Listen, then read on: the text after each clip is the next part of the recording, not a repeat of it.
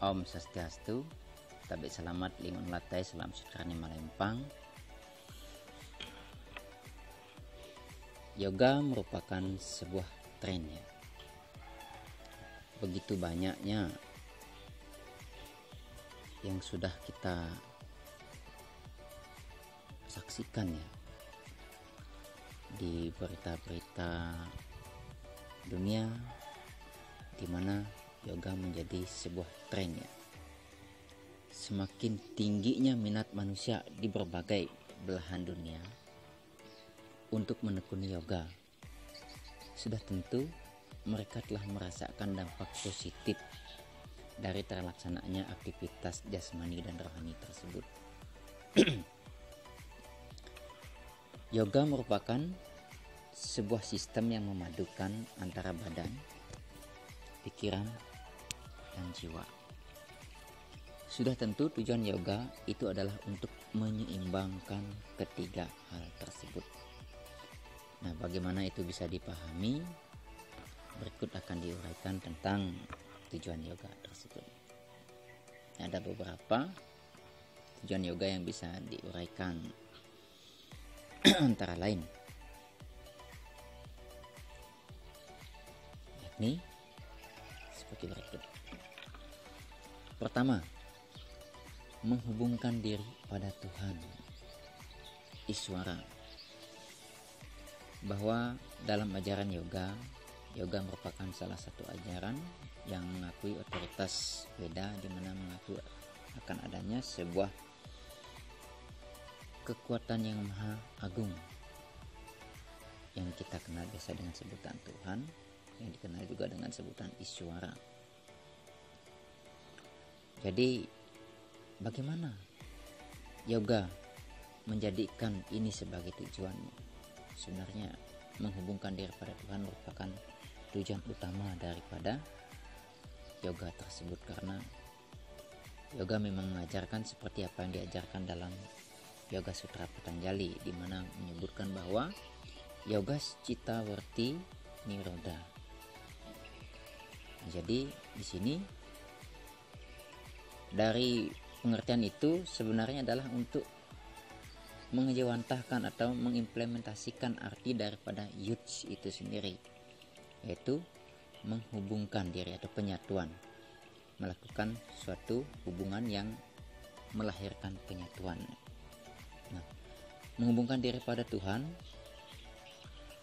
Maharishi Patanjali telah memberikan sebuah definisi tentang itu, yaitu yoga citta warti nirodha, yaitu melalui penghentian gerak pikiran. Karena apabila pikiran itu masih bersifat liar, maka sesuatu tidak akan bisa terhubung. Jadi kegiatan menghubungkan diri kepada Tuhan ini adalah dalam ajaran yoga melalui sarana utamanya yang disebut dengan pikiran. Bagaimana pikiran itu bisa terhubung kepada Tuhan? Tentu pikiran ini harus mampu menjadi rajendriya, seperti yang telah dibahas pada pertemuan sebelumnya. Ketika pikiran sudah mampu mengendalikan 10 indera yang kita miliki, baik berupa caksundriya, mata, sratendriya, telinga, granindriya, ciuman, hidung, jihwendriya, mengecap, twakindriya, pada kulit perasa, wakindriya, membuat mulut bergerak, panindriya, penggerak tangan, padendriya, penggerak kaki, kemudian ada disebut dengan paiwindriya, penggerak pada sistem ekskresi berupa anus, dan penggerak pada kelamin yang disebut dengan upastindriya pada laki-laki dan bagindriya pada perempuan. Nah, jadi ketika kita menghubungkan diri kepada Tuhan, aktivitas indera-indera inilah yang kita hentikan. Penghentian gerak atau gelombang pikiran. Nah, pikiran itu bergelombang karena ada aktivitasnya indera tersebut. Untuk itulah semua indera akan ditarik. Nah, inilah tujuan daripada yoga, artinya melakukan pemusatan pikiran untuk mencari sang diri, yaitu Bagaimana itu bisa terhubung setelah pikiran itu terpusat? Kemana arah pemusatannya? Inilah, kita tidak perlu menghayal ke sana kemari. Tuhan ada di dalam diri. Tutup diri, tutup indera semuanya, maka arahkan di pikiran tersebut kepada yang hening, yang ada keheningan yang ada dalam hati, yang disebut dengan atmanastuti, keheningan hati. Di sanalah Anda akan melakukan sesuatu yang terhubung. Ini tujuan pertama daripada yoga. Jadi selanjutnya kita, yoga juga memberikan pemahaman ya, memberikan tujuan kepada kita untuk memberi pemahaman bahwa ada sebuah kekuatan yang berhadapan, yang dikenal dengan Brahman dan Atman. Brahman ini adalah jiwa universal, jiwa maha agung. Atman adalah jiwa yang ada pada dalam setiap individu. Ini sebenarnya bagaimana bisa dikatakan jiwa yang maha agung itu sementara yang ada di jiwa individu ketika berhadapan dia bisa seimbang? Bukankah Brahman itu maha besar? Atman sementara hanya melingkupi tubuh tertentu. Nah, ini sebenarnya adalah dengan menguak pemahaman bahwa sebenarnya apabila kita telah memiliki pemahaman bahwa sesungguhnya Brahman, Atman, Aikyam, Brahman dan Atman itu sebenarnya tunggal adanya, tiada bedanya. Ketika dia terbelenggu oleh tubuh, maka dia disebut dengan Atman. Nah, untuk itulah kita membebaskan aktivitasnya dalam keterbelengguan ini, sehingga di sanalah kita bisa mengukur, artinya bisa membuat seimbang ya, seperti bangun teraju ambun ya, seperti bangun teraju ambun. Kalau dalam istilah kita di sini itu adalah timbangan, membuat seimbang antara Brahman dan Atman, kekuatan yang berhadapan itu. Tidak ada lagi yang namanya bahwa Brahman itulah yang ini, Atman itu tidak mungkin bisa sesempurna Brahman. Ini adalah ketika kita tidak menyadari bahwa sebenarnya antara Brahman dan Atman itu adalah tunggal adanya. Pemahaman inilah yang perlu dipahami. Jadi dengan adanya pemahaman itu, ini yoga bertujuan untuk memberikan kita, mengarahkan kita kepada pemahaman tersebut. Kemudian tujuan yoga yang berikutnya adalah, ini yang lebih sederhana, adalah melakukan penyerahan diri dengan yang disembah ya, agar kita berbaur dengan yang disembah. Nah, sekarang biasa kita ada aktivitas, seandainya ini adalah sebuah kelas. Ketika kita berbaur ya, menyerahkan diri berarti mendekati proses. Di sana ada proses pendekatan, maka disitulah kita akan berbaur. Ketika kita berbaur, nggak ada lagi namanya kelas itu si A, si B, si C, dia menjadi satu kesatuan disebut dengan kelas. Nah, inilah ketika kita melakukan aktivitas penyerahan diri secara totalitas.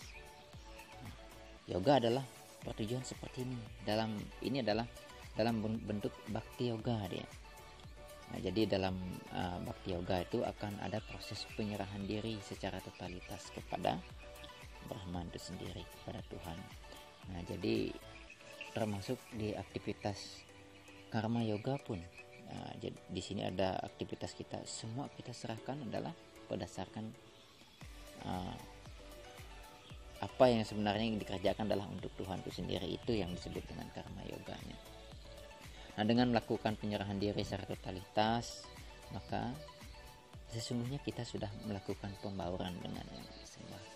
Nah, ini adalah tujuannya. Nanti ketika ada penjelasan tentang bagian-bagian atau jenis-jenis yoga itu, pembagian-pembagian yoga itu nanti kita akan bahas tentang bhakti, karma, jnana, raja dan sebagainya itu. Jadi ini adalah menyerahkan diri dengan yang disembah, itu adalah tujuan kita agar bisa berbaur dengan yang disembah. Dengan melakukan penyerahan diri berarti kita melakukan sebuah hubungan, sebuah yuds ya, sehingga dari hubungan ini kita melakukan pembauran. Ketika ada sebuah pembauran berarti situ ada kita menjadi satu kesatuan. Nah, ini disebut dengan unions yoga. Selanjutnya adalah membuat kita satu inti manunggal atau samadhi dengan yang disembah. Simple saja. Kalau kita membuat sebuah pemahaman, saya contohkan saja, karena samadhi merupakan tahap akhir dalam dari Astanga Yoga tersebut. Ada yama, niyama, asana, pranayama, pratyahara, dharana, dhyana, dan samadhi. Tentu samadhi ini adalah tujuan akhir daripada yoga tersebut, yaitu membuat kita satu inti atau manunggal dengan yang disembah. Nah, kapan kita bisa melakukan ini? Itu nanti ada dalam tatarannya. Apakah dia di sana sudah dalam keadaan masih hidup, ada disebut dengan jiwan mukti tersebut. Nah, kalau kita masih dalam keadaan kehidup, kita mampu melakukan itu, maka dikenal dengan sebutan jiwan mukti. Ini kita satu inti dengan yang disembah. Contoh sederhana untuk memahami itu adalah misalkan kita melakukan sebuah titik fokus terhadap sebuah pembelajaran, ya. Kita membawa sebuah buku misalnya. Ketika buku itu kita baca, semua indera-indera yang dalam diri kita sudah kita fokuskan terhadap bacaan tersebut, tulisan tersebut. Tidak lagi mata dibiarkan liar ke sana kemari, telinga tidak lagi dibiarkan mendengarkan suara di sekeliling kita, bau penciuman kita tidak lagi mungkin dari arah dapur atau sebagainya, kita tidak lagi terpengaruh oleh semuanya, karena kita tarik dia fokus ke dalam sebuah titik, yaitu yang disebut dengan bacaan pada tulisan pada buku tersebut. Nah, ketika kita membaca mampu melakukan itu dengan baik, maka ada orang memanggil pun, karena fokus kita sudah terpusat, kita tidak mendengarkan lagi suara panggilan itu. Begitu pula yang namanya lewat di depan, ada bias lewat, kita juga sudah fokus, kita tidak lagi mengarahkan mata ke sana kemari. Nah, dengan cara seperti itu, pikiran akan menjadi fokus pada yang dipikirkan. Nah, inilah yang akan membuat menyatunya antara pikiran dengan objek yang dipikirkan, yaitu pikiran dengan tulisan yang ada pada buku tersebut. Nah, dengan adanya satu intinya antara pikiran dengan yang dipikirkan, maka pada saat itulah yang dipikirkan itu sudah ada dalam pikiran itu sendiri. Nah, sekarang isi tulisan itu walaupun buku sekarang sudah ditutup, dia akan tetap ada dalam pikiran kita. Nah, inilah disebut dengan membuat kita satu inti atau manunggal atau samadhi dengan yang disembah. Oke, kita lanjutkan sekarang. Tujuan yoga yang berikutnya adalah sebenarnya kita menyadari bahwa kita dibuatkan sebuah sekat sebenarnya, antara sekat pemahaman. Karena apa? Ada kekuatan maya yang membuat kita tersekat, terpisah antara Brahman dan Atman itu. Jadi dengan yoga kita, inilah kekuatan yoga lah yang kita gunakan untuk memutus ikatan maya tersebut, sehingga sekat pemisah tadi akan terlepas, sehingga kita akan menyadari bahwa Brahman, Atman, Aikyam seperti yang tadi disampaikan. Jadi ini yoga adalah sebenarnya untuk membuka sekat pemisah antara kita, Atman dengan Brahman tersebut, ya. Nah, ketika kita sudah lepas, ya, tidak ada lagi sekat pemisahnya tadi, kita akan menyadari bahwa kita sebenarnya adalah Brahman itu sendiri. Jadi yang dimaksud dengan kita tersebut, saya tersebut, aku tersebut bukan badan kita yang ini, tetapi apa yang ada di balik itu. Nah, kita diberi pemahaman untuk dengan melakukan yoga kita akan mendapatkan pemahaman tentang ini, ya. Tujuannya adalah untuk seperti itu, untuk membuka sekat pemisah antara kita atau Atman itu dengan Brahman.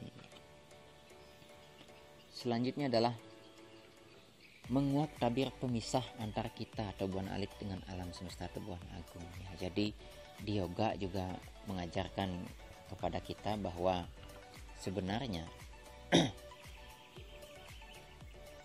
antara tubuh kita ini disebut dengan Buana Alit, ya, alam semesta ini.